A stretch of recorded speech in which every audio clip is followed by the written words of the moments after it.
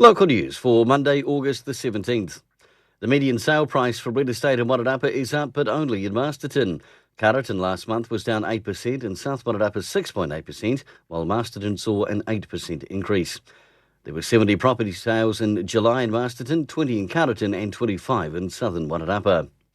And Masterton residents have given their district council an overall thumbs up in a satisfaction survey conducted earlier this year. Parks, reserves and green spaces received a satisfaction level of 81%. Curbside rubbish recycling and the library and archives both receiving 79%.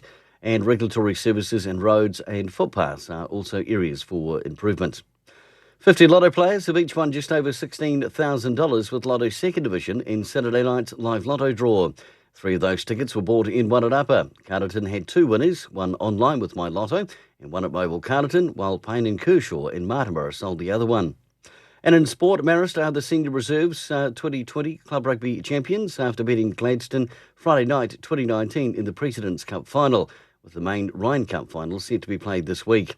And Wairarapa College have lost to St Pat's Silver Street with the first 15 competition going down 59-22.